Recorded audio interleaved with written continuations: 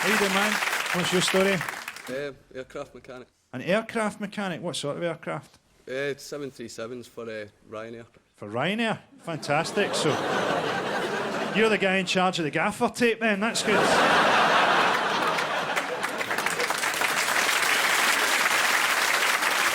How you doing, little fella? Hello. You've got a beautiful young lady. How you doing, man? What's your story? Don't have one. You don't have one? You're at school? No. No? What are you doing? Games designing. Games designing? How old are you? 18. 18 and you're a games designer?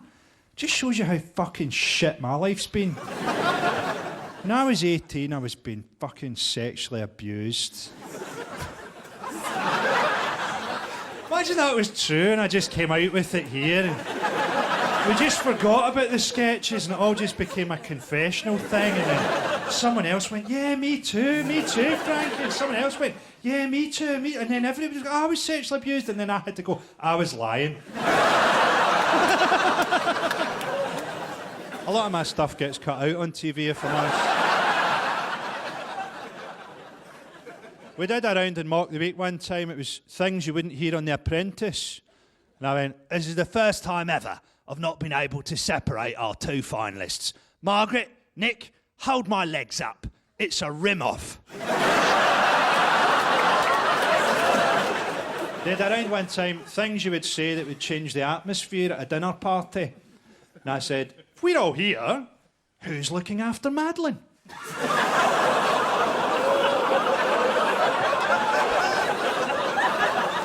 fucking cut it out. Can you believe that? At first I thought, no, they're saving that bit for the Christmas special. There's a bit in the Christmas special they didn't show either, right? So it was things you wouldn't hear at Christmas. And I went, it's not rape. Look, there's mistletoe.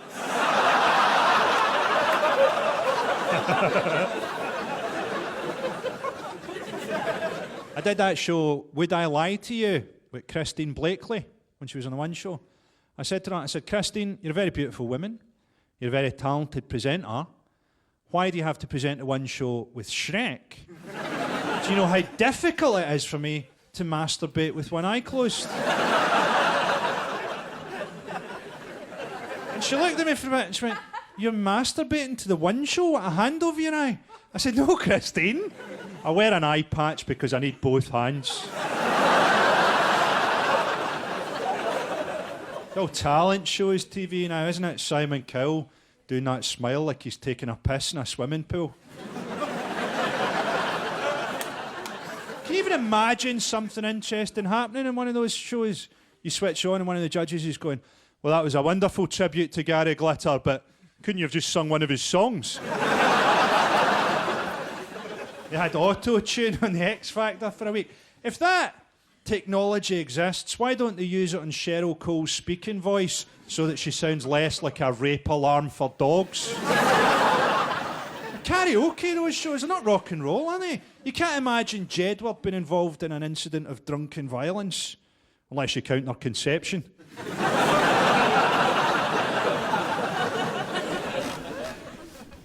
Tossing and turning. Struggling to get to sleep.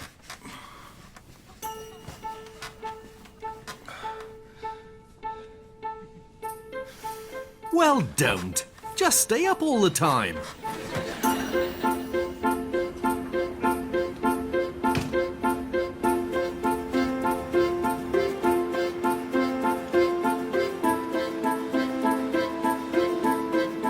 Get to use other people's gardens.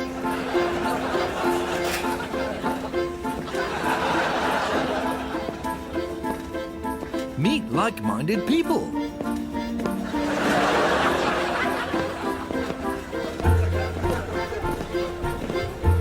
Bring hot snacks to local night walkers.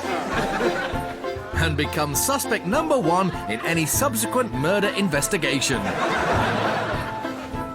Run a phone in from your car. I'm just saying, all these new build houses.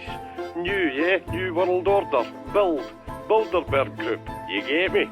You're right. You are our caller of the week, and you have won Hey, a thigh master! Staying up means you can have meaningful conversations with people who have time to listen. Without nothing, there'd be no something. So without not being, we could never really be. Are you asking me out? Sure? Yeah. Yeah. Yes, I am. Aye. Abandoning sleep forever will allow you to dress up as a snowman and take young boys on a magical adventure.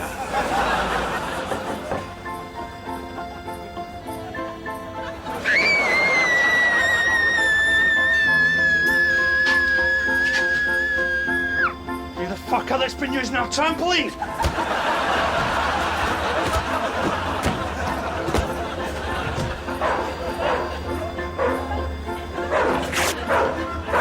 And with the petrol points you save and the money you make from selling your bed, you can travel the world.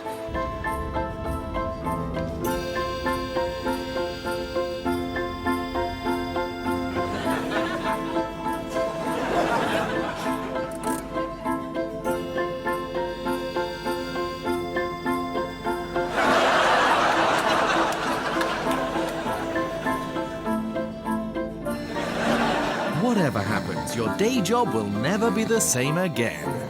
Maybe the coffee will wake him up.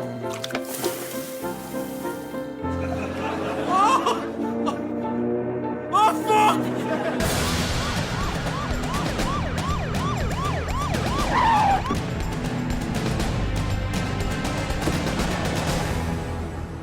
Check him for ID, man. What do we got here, big boy?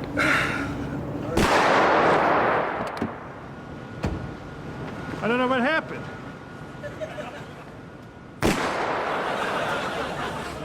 Hey, I saw one in the move. Check it out. Keep it down out there!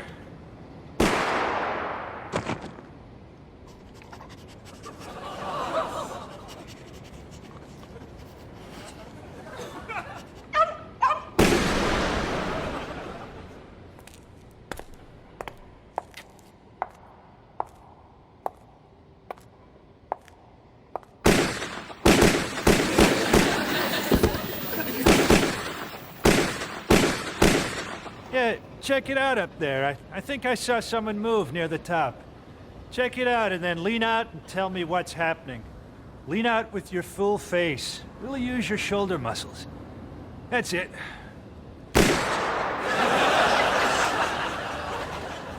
After that night, I never did anything like that again. And I never really let it bother me.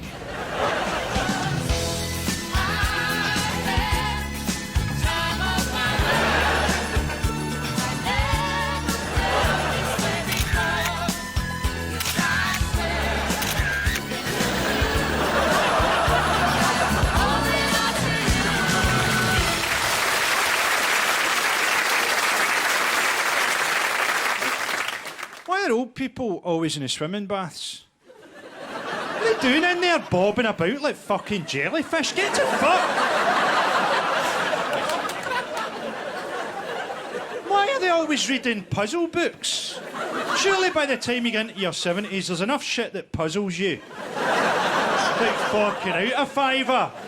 Try and Sky Plus something, see how that works out, you cunt.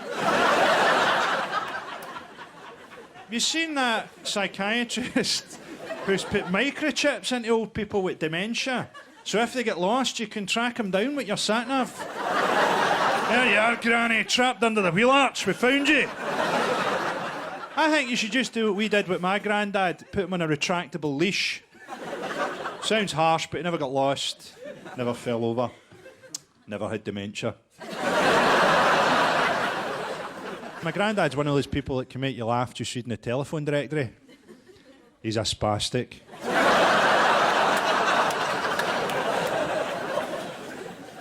Ricky Martin came out recently. That took a while, Ricky. He was so deep in the closet he was bumming Mr. Tumnus in Narnia. I hate homophobia. It doesn't even make sense. Gay people are a lot cooler than straight people. You never see a gay guy on the golf course. Well, not during the daytime. Hi, I'm Ian McCulloch from Echo and the Bunnymen. I now present a sort of Twilight Zone show of little moral fables. It's called Within the Centaur's Eye. This is a tale I was going to call Rich Man, Poor Man, but I changed it to the story of the incredibly horrible thing that happened to Alexander Hillman. Then I changed my mind and I changed it back again. It's still not quite right. Here's tonight's tale from Within the Centaur's Eye. Come in my eye. Everyone else is wandering about with everything they want. Clothes, cars, phones, happiness. This guy outside's got a bus. Well, he's a bus driver. I don't even have a girlfriend. I'm your girlfriend. You're just someone I watch TV with. We don't even have a TV. You are an asshole. Shit. No, I don't even have her. She was nothing. And I've got less than nothing. As Alexander Hillman found out that he had less than nothing, he was also about to find out I'd give anything just to have something. that it does not take much to wake the devil. Pleasure to meet you. I'm no flim-flam artist, Mr. Nelson. I'm a businessman. I don't seek to bamboozle you. I seek to make a deal. Now, can I help you? Well, that rather depends on what you want and, of course, what you can give. Now, what is it that you want? Is it goods? Yes. Televisions and tumble dryers and televisions? Yes. Is that what you want? Everybody else's lives just seems so full, and mine, it's just not how I imagined it would be. How would you imagine it to be? Better? Well, then I wouldn't be any kind of man at all if I didn't help you. There is a little outlay on your part. Your pinky fingers. You might as well. Shaka.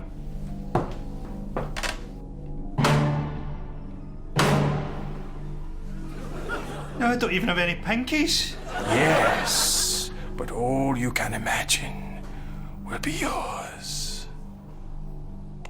He doesn't even like pinkies. The darkness consumed him, but it was not death.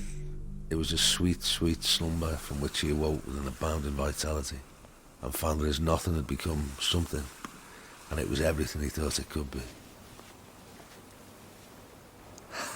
For Alexander Hillman, the world was at last just as he imagined.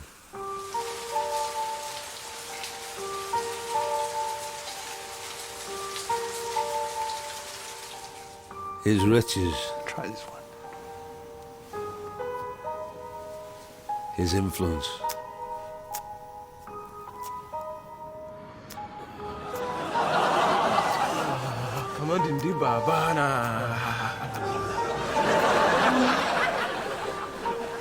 an extraordinary life.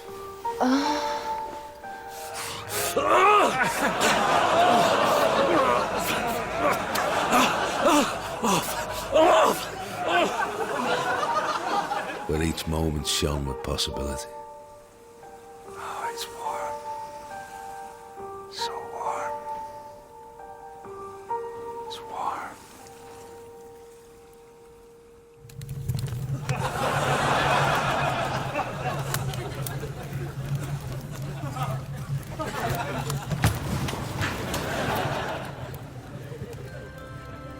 The moral? Perhaps we should all be more careful about what deals we make. Maybe if you find a time during the outbreak, you could phone the police. Bring on the dancing horses, wherever they may roam. Bring on the dancing horses, wherever they may roam. Bring on the dancing horses.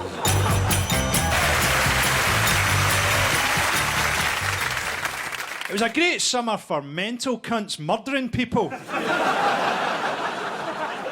Pretty much a classic, wasn't it? The Crossbow Cannibal.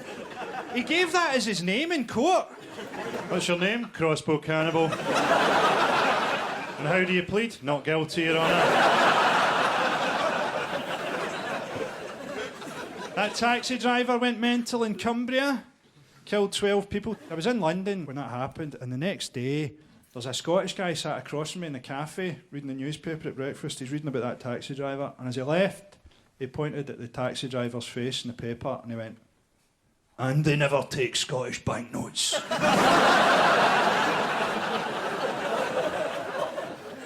Get some sense of perspective, man. Mark Chapman, the guy who shot John Lennon, got refused parole. I think we should let him out just as soon as we can get him really, really into Coldplay. We put 2 10-year-old boys in the sex offenders register. I can't wait for one of Britain's paedophiles to run into our youngest sex offenders. "Do you want to see my puppies?" "Yeah, and your cock." Ernie, the train engine, was the happiest, busiest little train in the whole island of Truscott. One day, Ernie saw a new train. Oh dear, I hope he won't be taking over any of my jobs. You're new, aren't you? I do hope you're enjoying our lovely island. Ha ha ha! Oh, that is good, Ernie. Enjoy. Yes, I am enjoying bursting my boiler for Mr. Manager on this fascist island. My name is Pablo. Shag on. Ernie went on his way and wasn't entirely happy when Pablo parked beside him in the engine shed that night. Hey, Ernie, enjoying the mind-numbing entertainment Mr. Manager offers you? Oh, hello, Pablo. That's usually where Mary parks. I don't think you'll be seeing Mary tonight, Ernie. Mr. Manager has taken her into his special shed. He breaks all the female trains in there. Tonight, I saw into his special shed. Ooh, I'm glad I put a spring in that bumper. It really adds something. Right, you two, let's it up.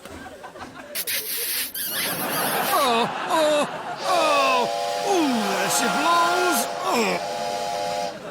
The next day, Ernie and Pablo saw Mary coming out of the train shed. Oh dear, there must be a lot of pigeons in that shed. That isn't pigeons, Ernie. That is Mr. Manager. He's shitting on them. Ernie, come to my meeting today. There is another way. Afterwards, Ernie happened to pass Pablo's meeting. He was surprised to see so many trains there. You blind your eyes to what is around you. What goes on in that shed is immoral. What, the happy shed?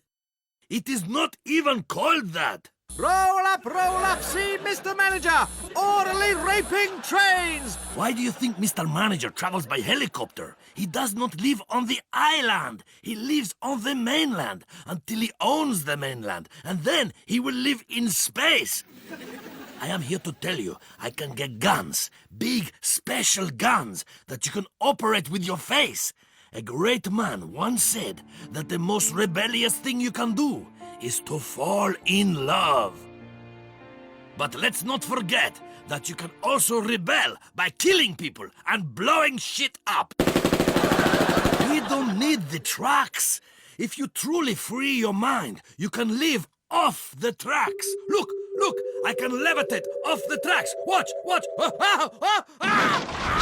My face! It's burning!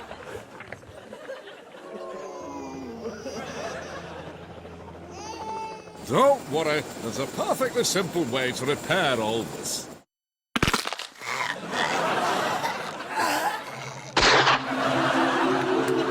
Pablo's insurgency has made me think very carefully. I realise now that what I have been doing in my train shed is wrong, as it discriminates among trains. Which is why I've decided to start taking lots of ecstasy, so I can start fucking the boy trains in the face as well. I have ordered so much MDMA to be brought to the island that soon I will be fucking you all in the face. To pay for the ecstasy, I had to sell most of the female trains. Next day, Ernie felt sad. You know, I still feel that a little bit of Pablo is with us somewhere. Oh, is that a tear in his eye? No, it's me cum. Howdy. Now, what was the moral of the story this week? It was, don't use sex to get love, ladies. You can barely use it to get drinks. And that the Immaculate Conception was bullshit. It was just some guy with the smarts to sew on a pair of wings and get a good story together to fuck an impressionable young girl. Now, you think if I sewed on some wings to my back, I couldn't get laid? Actually, it was a lot harder than I thought. But I did manage to get a little boy to go drinking with me when I convinced him I was one of the X-Men. Did a little time in prison about then, too. And I remember my cellmate introducing himself to me with the words, "I see my penis as a fist and my fist is penis." Now, that doesn't make him a bad person, you understand. Only a terrible husband and father. Now, if you want to take umbrage with anything I've said, then I suggest you pick up your Vorpal cloak, your +5 fire sword, and meet me down at the end of level 4, where I'll be operated by a 13-year-old Chinese boy who can do a Rubik's Cube with his feet. And I'm gonna show you heavy, fatherfucker, fireball, y'all!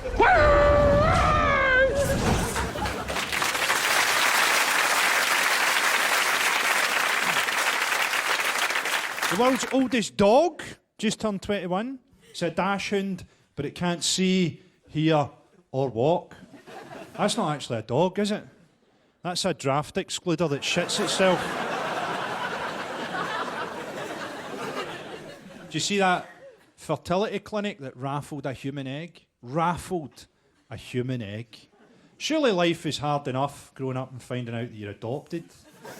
Without growing up to find out your first prize in a raffle and your brother and sister are a box of dairy milk and a fucking goldfish.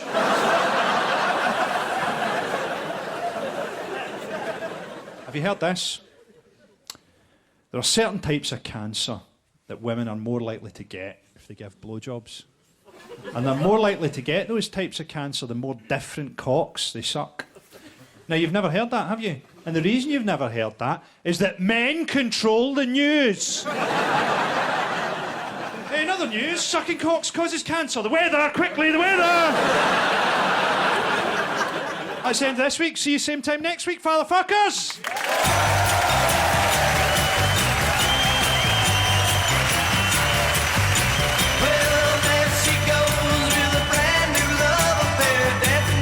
This coming Thursday night from 10 o'clock, Channel 4, Jimmy Carr and an 8 out of 10 Cats Christmas, very, very special. Tomorrow night from 10, Chris Moyles gets festive. Pamela Anderson, Kelly Osbourne and Paddy McGuinness up the Christmas cheer.